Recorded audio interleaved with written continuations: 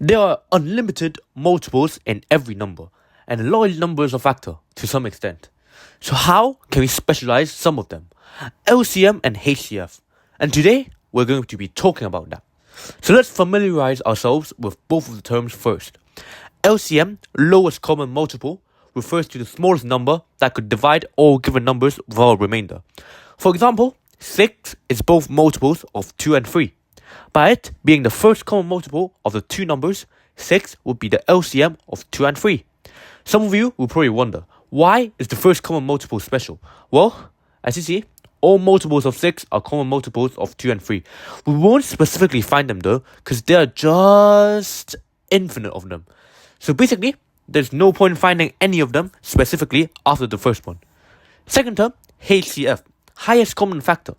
Sometimes referred to as the greatest common divisor, actually.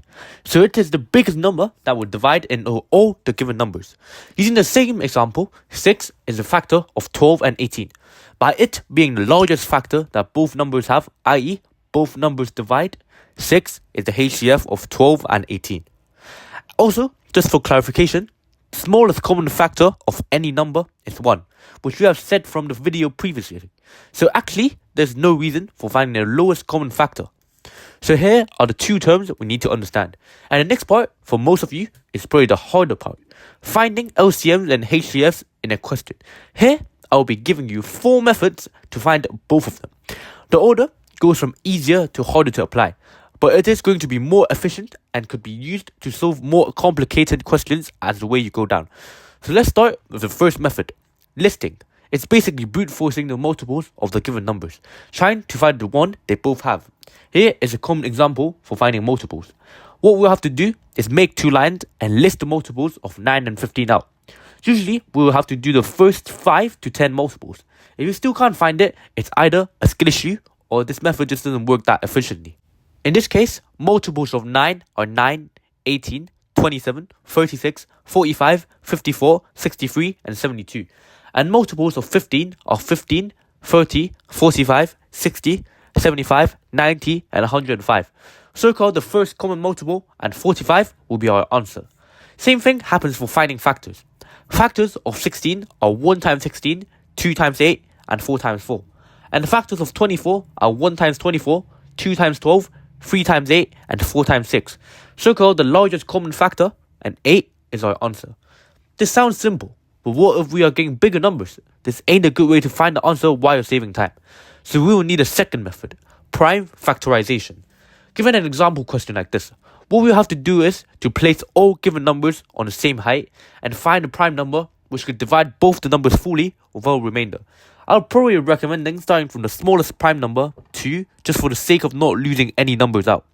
So in this case, we'll divide 24 and 60 by 2, which gives us 12 and 30. After it, you keep going by dividing 12 and 30 by 2, which gives us 6 and 15. This cannot be divided by 2 anymore. So we will move up by 1 prime number, 3, which could divide 6 and 15 into 2 and 5, and we could leave it there. Just a reminder, the final numbers should be prime numbers, or this method will not work out. So after we finish our factorization, what we have to do is very easy. To find the HCF of the given numbers, simply multiply all the numbers on the vertical column. In this case, it will be 2 times 2 times 3 equals 12. To find the LCM of the numbers, multiply both the numbers on the vertical and horizontal column, basically an L shape. And as a result, we will get 2 times 2 times 3 times 2 times 5 equals 120. If this doesn't really make sense, maybe consider the other method, prime factor tree. Sounds familiar, but now it is used in a different context. Let's say we're given these two numbers. The first thing we'll have to do is to make both numbers a product of prime numbers. Starting with 28, which could be broken down into 2 and 14. Afterwards, 14 could be broken down further into 2 and 7.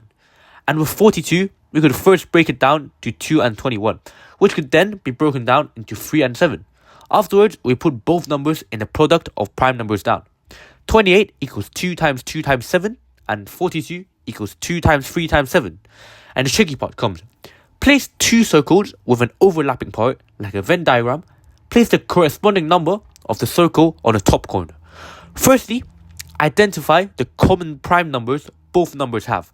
In this case, it will be 2 and 7, which we will put into the middle, overlapping part. Remember, just put 1 of 2 and 7 down, not 2.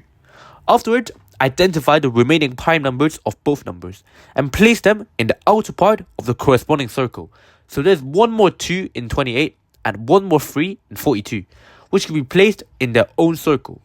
When every number has settled, we could find its LCM and HCF.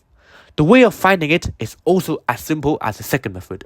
The HCF of the given numbers are the product of the numbers in the overlapping part.